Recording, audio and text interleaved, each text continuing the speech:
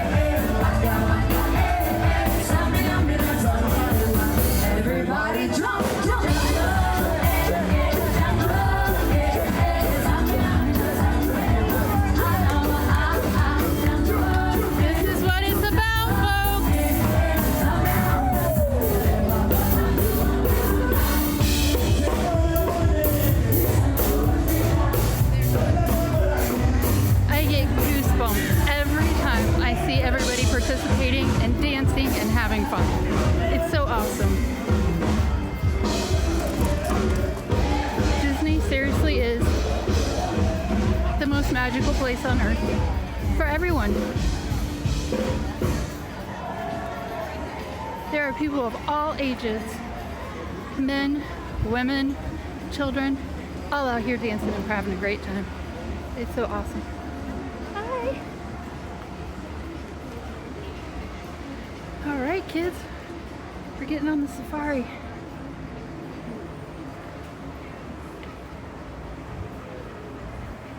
We finally found it.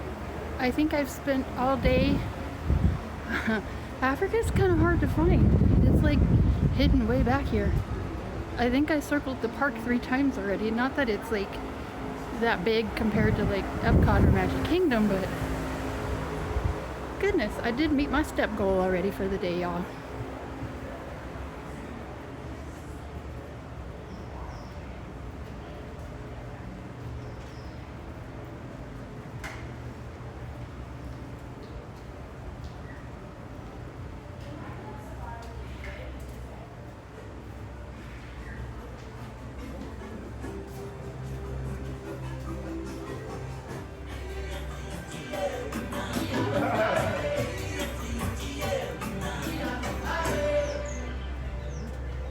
Jambo everyone, or as we say in my South African hometown, Sanibonani.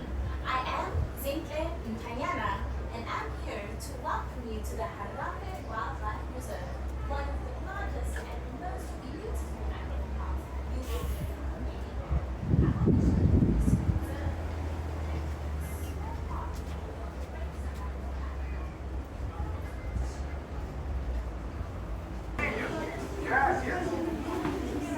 Hello everyone, and welcome to the Manjaro Safari.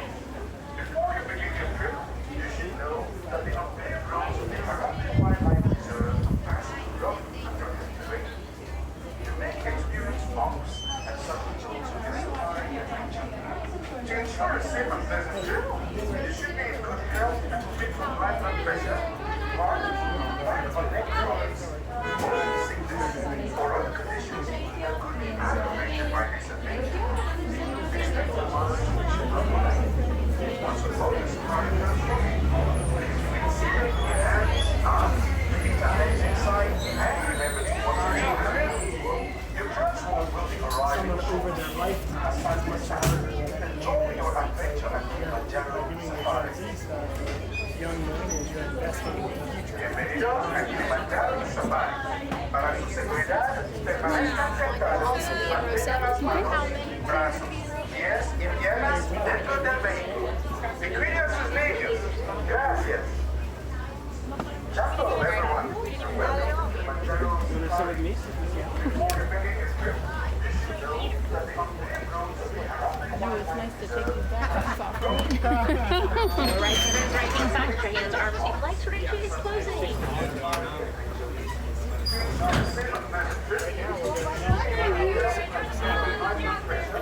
The Sana word, which means thank you in Swahili.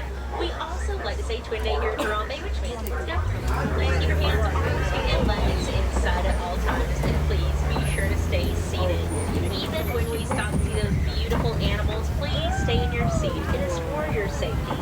I highly recommend taking photos when we're out there. Just make sure not to drop anything off the side of the truck in the process. If you do drop something, let it go, then let me know, and we'll try to get taken care of for you. Now, just a little safari pro tip before we get started. The quieter we're able to be while out there, the better chance we have of seeing animals up close for longer. You need this mind for yourselves and for the guests around you. Alright, now we're going to be starting off our safari together in the Little Aturi Forest. The animals that live in the forest roll out their ability to blend into their surroundings, keep them safe from any dangers that may be lurking around. Over here on the hill to your left, there's a black and white bird, and that clearing is a saddle-billed stork. They do not vocalize to communicate, instead they rattle their bills, like shaking maracas at each other. Walking away from us over to your right-hand side, it looks like it's got the rear end of a zebra, but it's actually the closest cousin to the giraffe. It's called an okapi. Now, okapi were not spotted or documented by Western civilization until 1901. Up until then, they were just thought to be a legend told by the Central Native Africans. To your left, that is a bongo. Both male and female bongos have horns that lean back, so they can push their way through the underbrush of the forest easier without getting tangled up. Now you can see the saddle-billed stork's nest up on this hill. It's going to be to your right. They've been working very hard on that. And if you happen to see what looks to be a moving rock formation out here, chances are it's a black rhino. Now, black rhinos have a prehensile pointed upper lip.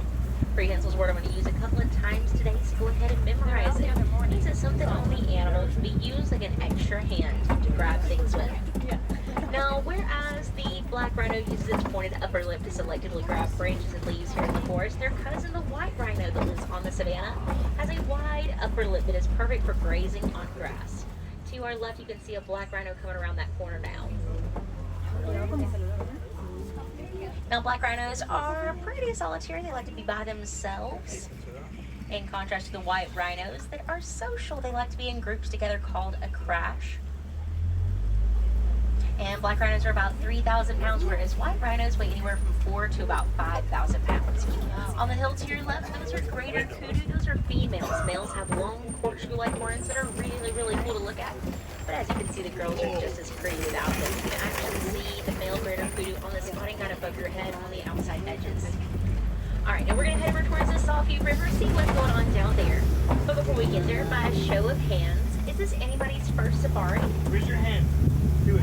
Alright, well, welcome aboard, new and returning friends. My name is Juliana. I'm from Alabama, and I am so excited to be your safari guide today. We're going to have a good time. Hopefully everyone gets to see something they've never seen before or learn something you may have never heard. Alright, now over here too, alright, there is a hippo down in the water. We're going to head downstream and try to find some that are easier to see, so make sure everyone is staying seated.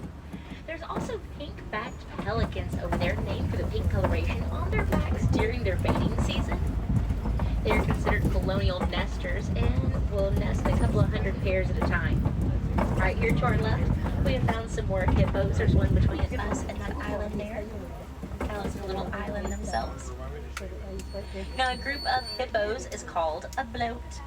An easy way to remember that is bloat rather than float, and floating is something hippos don't do very often. Instead, they sink down to the bottom of whatever waterway they're in and walk along the bottom, bouncing up every couple of minutes to get a big breath of air. As they come up for air, their ears go above the surface of the water. They can still hear below the surface by feeling vibrations in their jawbone, which actually is so neat.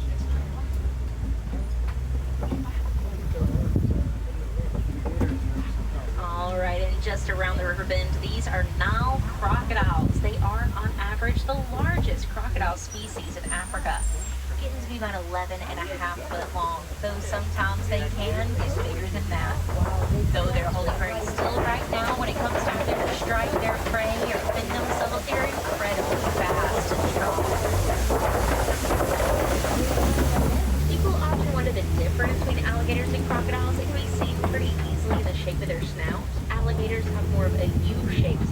crocodiles like those have more of a V-shaped sound.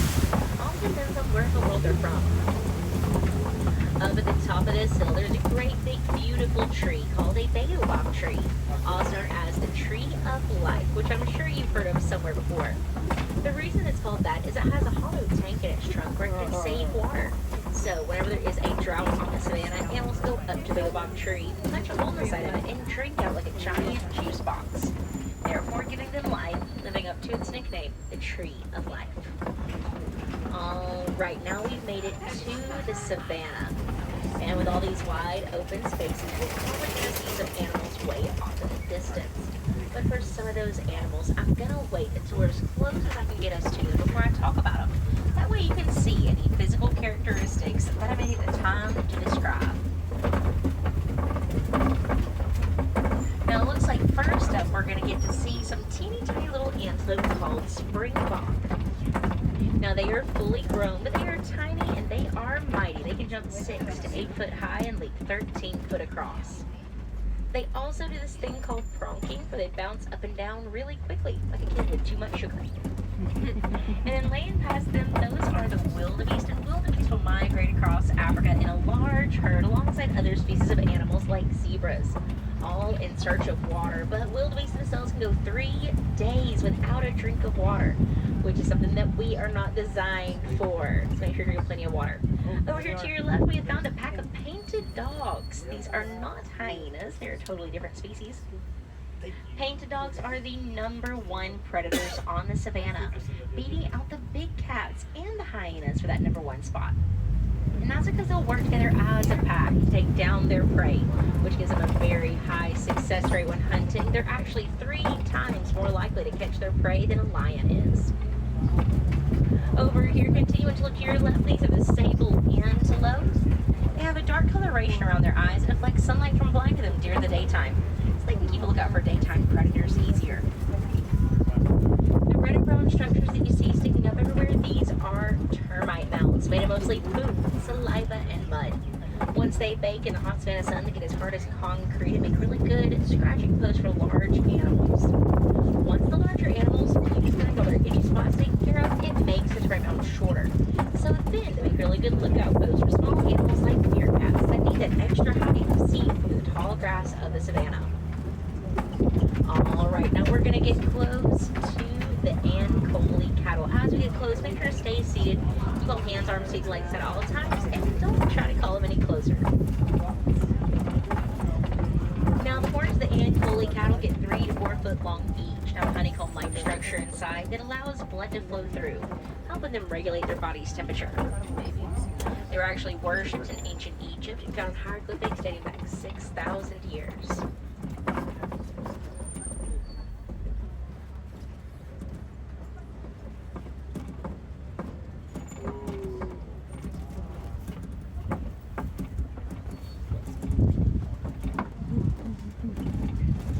Alright, and then coming up over here, we have got a good view of giraffes on your left. Giraffes are the tallest land animals in the world, getting 16 to 20 foot tall when fully grown. They have a 6 foot long neck, so it takes incredibly high blood pressure to push blood all the way up to their noggin. So to accommodate a high blood pressure, they need a really big heart. So a giraffe's heart is the size of a basketball.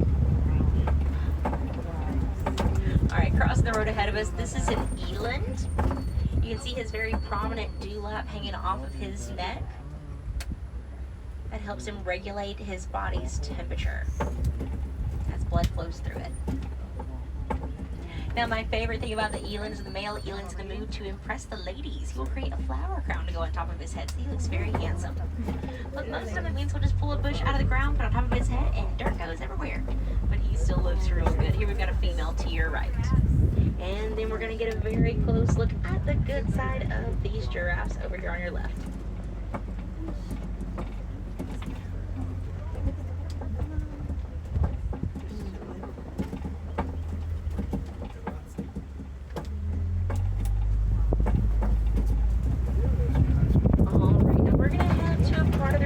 I heard the warden say earlier there was migration of elephants passing through. I'm really hoping there's still some around we get a chance to see. African elephants are the largest land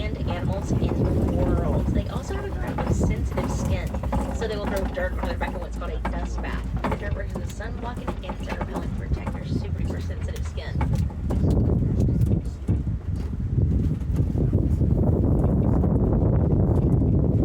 Now, elephants will use their prehensile trunks to grab all sorts of vegetation to deliver to their mouth to snack on. One single elephant can eat over 300 pounds of vegetation in one day by themselves. All right, now over here to your left, there are mandrills. Right over here. Oh my. Look how Now, cute. since full-grown dominant male mandrills can reach about 120 pounds sometimes, they are considered the largest monkey species in the world. They have a red and blue coloration on their faces and rear ends that brightens as they get excited. You can see a dominant male walking along the rock wall now.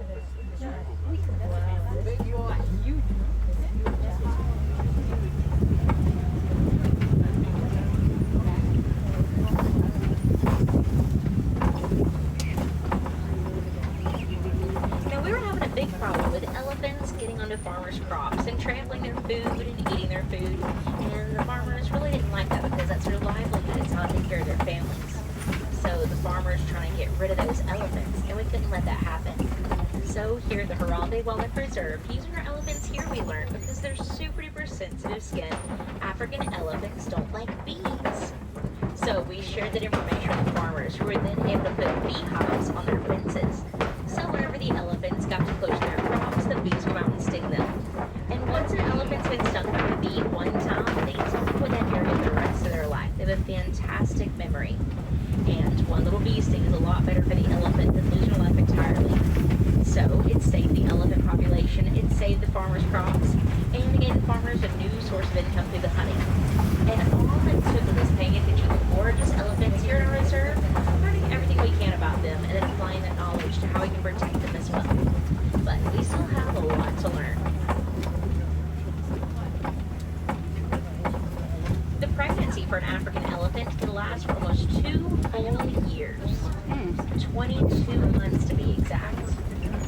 A little girl elephant will stay with her mom her entire life and will actually raise her own babies one day in the same herd her mom is in. But little boys, once they reach that special time in their early teen years, they break off into solitude on their own or join a bachelor herd where they hang out with just the boys for the rest of their days.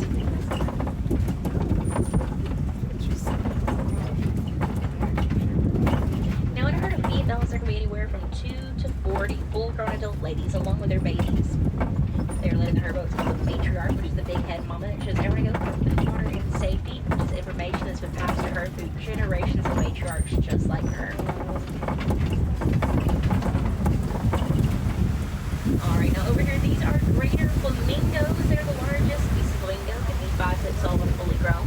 They're also the lightest in pink coloration they get from the beta carotene in the brine, shrimp, and other small aquatic creatures they eat. Now, if you look over to your left, behind that baobab tree, there's an elephant. There's an easier angle to see at. Now, the way that elephant is flapping their ears every once in a while, they're actually pushing a gust of wind over the arteries on the back of their ears, and that can help cool them down by 15 degrees when needed.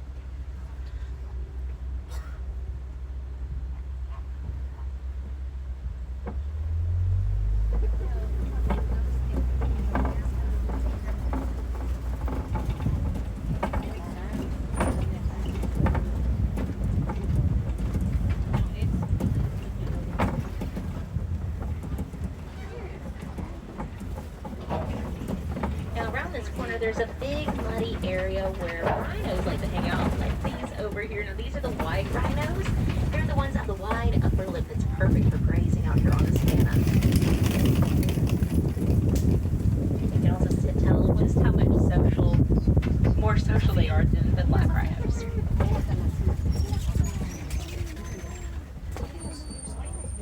Oh, and this one got a little muddy heart on her side right now.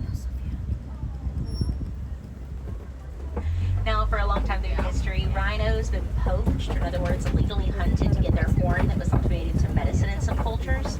But later it was realized their horn is made of keratin, the same thing as our fingernails and hair, and has no medical use. Now, over to your right, you can see a few ostriches down that pathway. We'll talk more about them here in just a moment.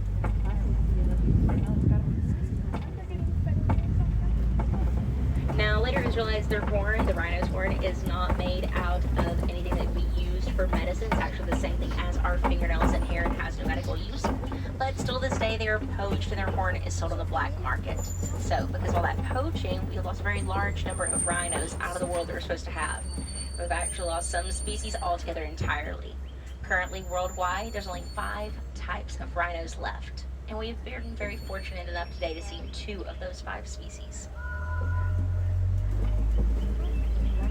All right, now if you look at the clearing on that hill to your left, there are cheetahs. There's one that's laying right there in the middle. Cheetahs are the fastest land animals in the world. They can reach a top speed of 70 miles an hour. They can go 0 to 60 in 3 seconds. As they run full speed, they use their tail like a boat rudder to help them make sharp turns. We're also getting close to an area where I've had some luck in the past finding lions. Sadly, in the last 30 years, we have lost half the wild lion population. A lot of that's with humans overpopulating their hunting grounds and taking away their food source in the process. So they're running out of things to eat out there. Now the lions tend to hang around this great big rock formation over to your left called the Copy.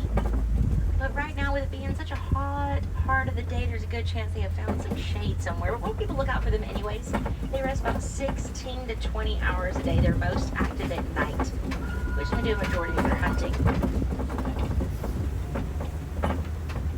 When a lion roars, it really does not sound like it does the movies. It's more of a short burst that you can see over and over again, but it's absolutely beautiful to hear. Now, there's another look at the ostriches over to your right. There's one rolling around in the dirt. They're the largest birds in the world, and they are flightless. They use their wings to determine when running. They can run about 40 miles an hour at their top speed.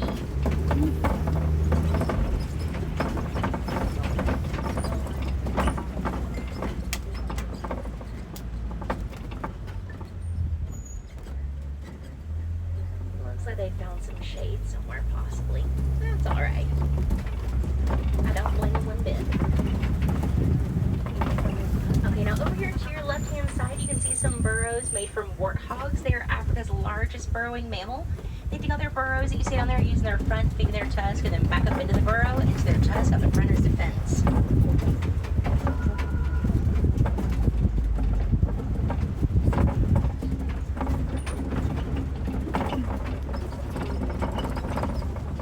As we come around this corner down this next trail that's going to be to your right, there are ostrich eggs. Their eggs can withstand the weight of over 200 pounds without cracking. Now, since we've lost a large number of rhinos over time because of poaching, here at the Harambe Wildlife Reserve, we have a species enrollment plan for white rhinos. And we have had 13 baby rhinos born here in the last 26, almost 27 years this park has been open. 2 of the rhinos that are born here, not all grown up, and have been released to the wild of Africa, where they've now had babies and even grandbabies of their own, contributing even further to the population's growth, which is so cool. But there's still so much work in conservation to be done, and we'll talk more about that here in just a moment. But first, we're going to get a look at these Nigerian dwarf goats. Domesticated animals like Nigerian dwarf goats are very important in the conservation of wildlife, because we as humans rely on domesticated animals for things we need to survive instead of relying as much on wildlife.